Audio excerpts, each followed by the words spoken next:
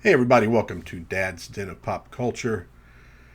Today, I want to talk about my favorite Universal Monster series, The Creature from the Black Lagoon. And note I say series, not necessarily my favorite Universal Monster movie. So, what is it that makes the Creature from the Black Lagoon, the Gillman trilogy, so good to me? There were a lot of decent sequels done by Universal, of varying qualities, but generally watchable to their monster movies. You had the Wolfman and Frankenstein movies sort of at a certain point intertwine with one another, and that's kind of the telling really more than the story of the monster, telling the story of Larry Talbot, the Wolfman, as he seeks a cure and eventually finds it. You get to see the trials and tribulations of the Frankenstein monster, going blind, getting a new brain, etc., frozen. Although I think really those from that angle, it's really more about the mad scientists or the scientists who are driven mad, searching for the secret of life and death. More so than it is about the monster. The monster tends to be sort of the MacGuffin to keep it going. Prior to that, of course, you have Frankenstein, Bride of Frankenstein, Son of Frankenstein. Frankenstein and Bride of Frankenstein are really kind of two parts of the same original novel with some odd stuff thrown in. Son of Frankenstein kind of begins the movement into this larger story about the monster and what it goes through. And they're all fine. They're all fine movies. I think though what maybe makes the Gillman different is that his story is ultimately a tragedy, or ends in tragedy. The other ones aren't obviously a comedy, but they do tend to have something of a happy ending, though not for generally the all the mad scientists that are involved. Um, Even with Dracula, Dracula's destroyed at the end. Dracula's a predator. You don't really feel bad for Dracula, at least not in the Universal movies. Um, Larry Talbot is cured, at least until he ends up in Florida with Abbott and Costello. Then he's not so cured anymore. Maybe he was just going through like a 24-hour, Wolfman virus. Um, the monster, well, I mean, there is to be, he is a tragedy, but let's be honest, but he kind of comes to at least something of an end. But with the Gill Man, it's a little bit different. And what's interesting to me is that the three movies in that trilogy, look, they're 50s monster movies in amazing 3D, different creative teams to a certain degree, but they do seem to build a coherent story out of the three of them. A story arc for the Gill Man that I think is pretty compelling, actually.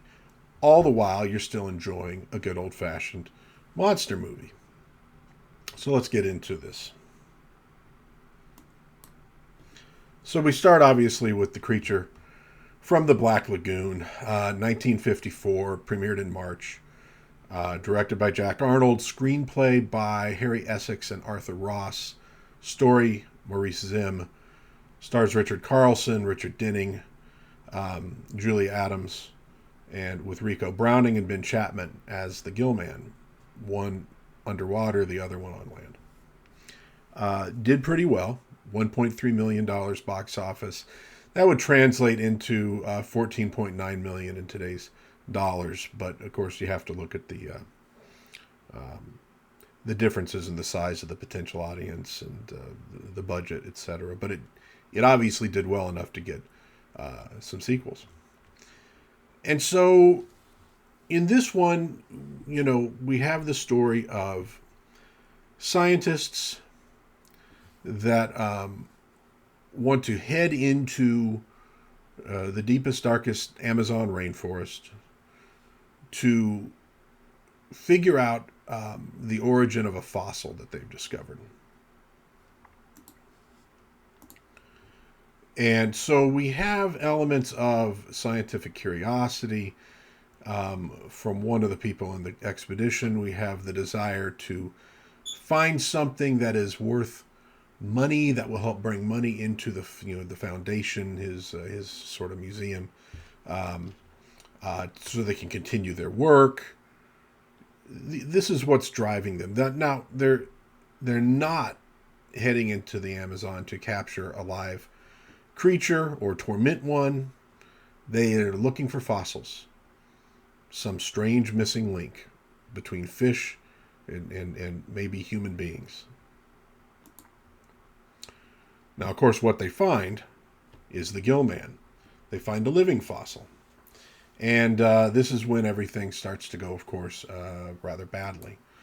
Because in capturing him, they sort of alert him to their presence, and there's some scuffling, and we have some fighting between the money guy and the pure scientist in what they're trying to do. Do they want to capture this thing? Do they just want to get out? Ultimately, cherche la femme, a woman comes into it. Why is the gill man attracted to Julia Adams? Well, any red-blooded American male could tell you that. Whether he's a fish or not doesn't really matter. And so this now is where we see the expedition becoming the hunted. And they try to flee, but they can't. The monster won't let them. It all comes down to the monster trying to capture the beautiful woman, carry her into his grotto, where we ultimately get the monster's, what it seems like, his demise. We then move the next year to Revenge of the Creature. March 1955. This one took in 1.1 million, so it didn't drop off significantly from the first one. Directed again by Jack Arnold. Screenplay this time by Martin Berkeley. Story William Alland. This one stars John Agar, Laurie Nelson, John Bromfield. Again, Rico Browning as the gill man underwater, and Tom Hennessy as the gill man on land. Now, this to me is where the trilogy sort of takes an interesting turn. In the first one, we have some scientists, and they're curious about a fossil. They go into the jungle, and they get more than they bargained for when they find this living creature. And at a certain point, they're willing to just get out, and the creature won't let them. So, whose fault is the ultimate conflict? It's a little vague. In the second one, funnily enough, called Revenge of the Creature, it starts to turn into more of an indictment of, well, we'll call it the materialist culture that we've been living with for 200-300 years. Maybe 4.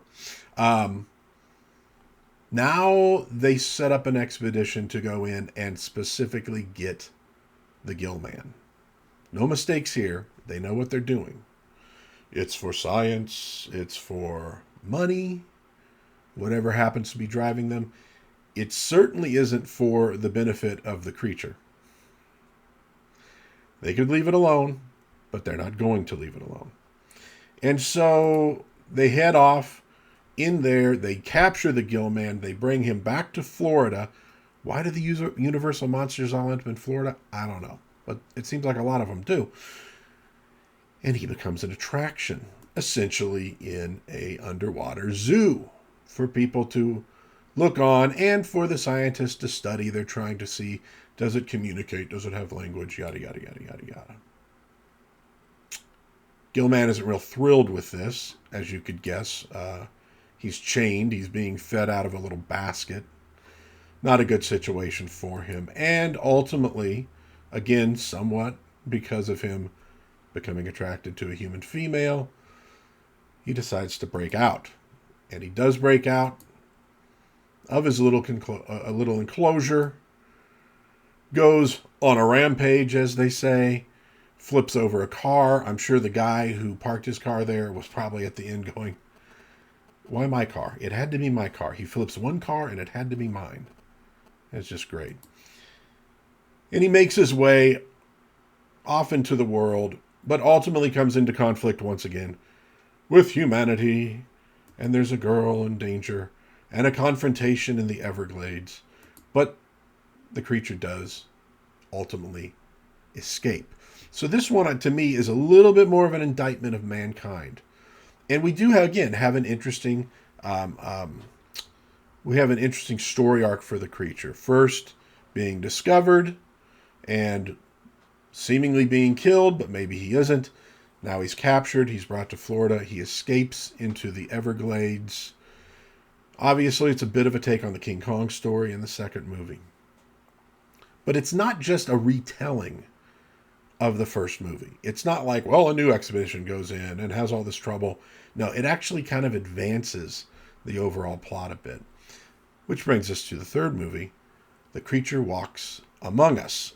This one, released April 1956, made $1 million box office. So again, we go from 1.3 to 1.1 to 1.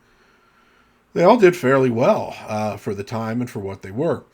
The Creature Walks Among Us is directed by John Sherwood, so we have a new director this time. Screenplay by Arthur Ross. He was co-writer of the initial screenplay for Creature of the Black Lagoon. From a story by him called The Creature of Man, starring Jeff Morrow, Rex Reason, Lee Snowden, Rico Browning again is the Gill Man underwater, and this time Don McGowan is the Gill Man up above. This is where I think the story becomes particularly tragic, and it does continue some themes that we've seen in the first two. They decide they're going to capture this thing again in the Everglades, and I guess you could maybe make an argument that that's a good idea. He could potentially be dangerous to people, around the Everglades, but doesn't seem like he really wants to be. So we get a new expedition. Now this one is led by Jeff Morrow, who has a somewhat unhealthy, jealous relationship with his girl. And, with Rex Reason there, who's kind of a big stud, there's some problems, some jealousy. They ultimately, do capture the Gill Man. But the capture goes horribly, horribly wrong. Yeah, he is set on fire, which is really not what you want to aim for when you're trying to capture something intact. And this is where it really takes a turn. They save the creature's life, but in doing so, they do some pretty horrible things to him. This is kind of like, really the evils of science. This bit looks like, we have the technology. We can build him better, faster, stronger. So they do their operations on him. He loses the ability to breathe underwater. He loses the gills. And they try to force the creature to live in the human world. And let's be honest, a lot of us, humans, aren't necessarily all that thrilled living in the human world, especially these days. This doesn't go well for the creature, who obviously he doesn't really, he's not built for this. Psychologically as much as physically, he's not built for this. He is, of course, treated rather horribly. To me, there are some shades here of what some particularly nasty folks in Germany in the 1940s were up to. Ultimately, the mad scientist, the jealous scientist, does some horrible things. Blames the creature, who, again, goes on a rampage, i.e., wants to get the hell out of there.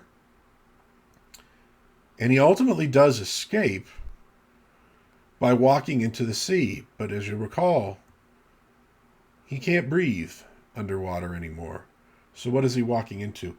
Where is he escaping? Well, he's kind of escaping from life.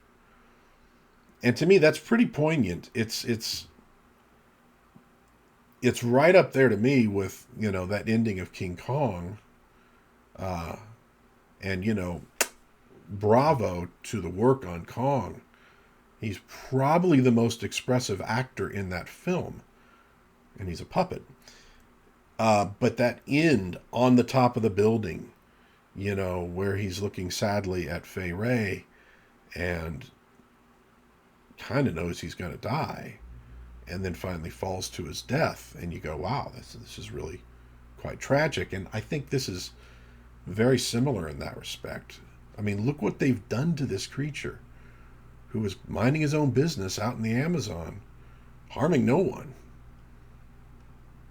And he's been ultimately destroyed um, by human beings. I'm not going to say by humanity, because let's be honest, 99.99999% of humanity had nothing to do with what happened to this monster, this creature. It was a few select human beings, scientists, some entrepreneurs, a jealous psychotic. But ultimately, he is a pawn of these human beings, and is destroyed for it. So the movies are notable, obviously, from one thing, because of the incredible masks that was created for the creature, the incredible costume, the underwater filming, etc. These are great drive-in movies. These are great monster movies. They have everything you want for that: danger and action and violence and sex and everything that goes to sell a movie. It's all there. It is an overlap, but there are these deeper undercurrents to these films that I think really make them pretty spectacular. Um, Obviously, one thing, like I said, is the materialist philosophy that has, especially erupted in the 20th century, although it predates that, that really denies any spiritual, metaphysical worth of a being, denies the soul. We were in a period when these were made, post World War II, where eyes were being opened up to the world we were heading into for a lot of people.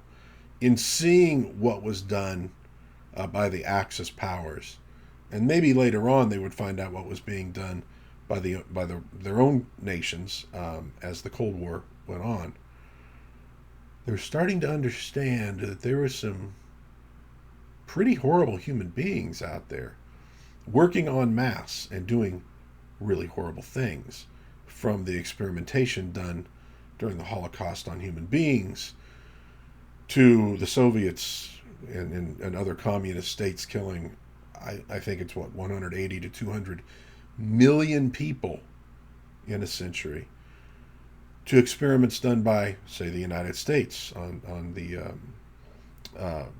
black soldiers with the was it the herpes virus? I think I can't remember now.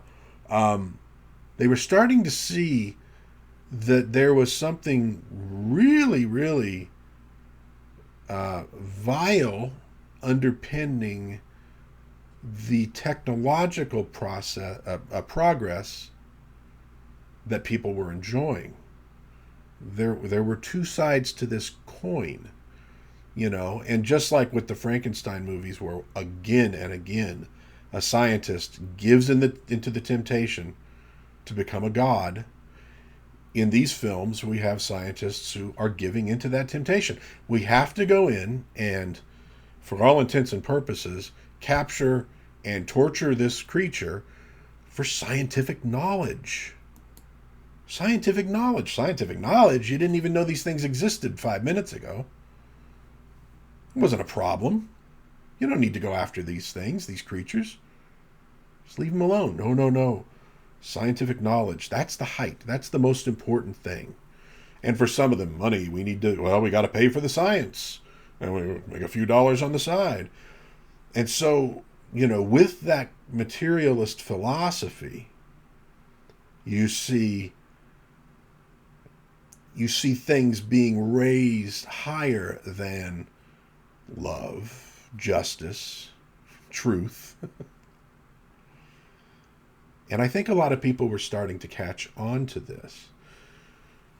They knew there were benefits to be had from science, but scientism and some of the things that were going with it were starting to frighten a lot of people. Now, that's not to say that the people who wrote these films were trying to push that as an agenda, but it was certainly on their minds because it was on the minds pretty much everybody in the United States. These were things that were being tackled and wrestled with. You see very similar themes being wrestled with in Star Trek, the original series. You see it in a lot of these films as people are trying to come to terms with this new philosophy and with some of the behavior that this new philosophy enables among their fellow human beings. And we see that here in these films. I think another thing that makes this really great,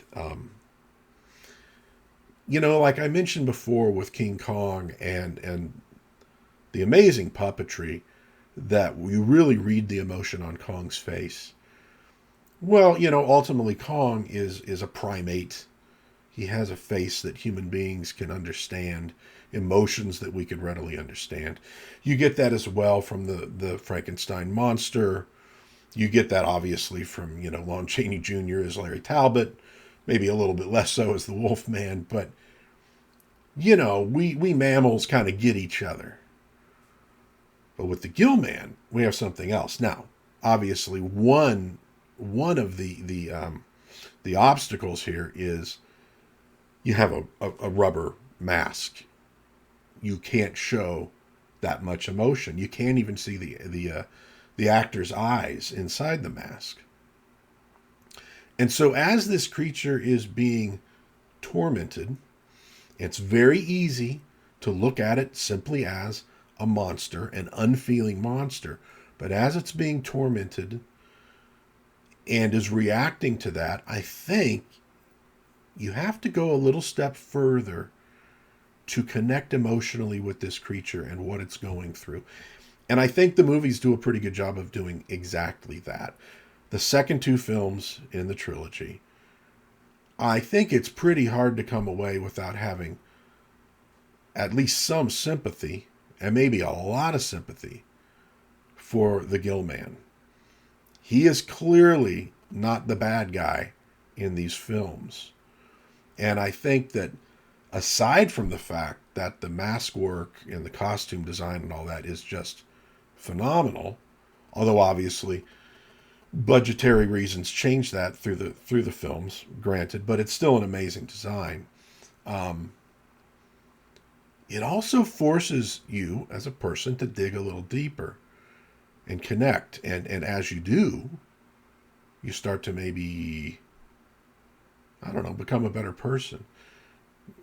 A big part of what it means to become a mature human adult is your ability to, A, see yourself not as the center of the universe and that your desires and needs are not paramount, but then also obviously to see the needs and desires of other human beings as equally as important to you, and not just human beings. And we get that in this film. So I think in showing in a very visceral way, and not in an overt way necessarily, the shortcomings of the society that we're building post-war and even pre-war. And again, this is a pretty big theme through science fiction of the period. And in making us sympathize with this seemingly monstrous creature,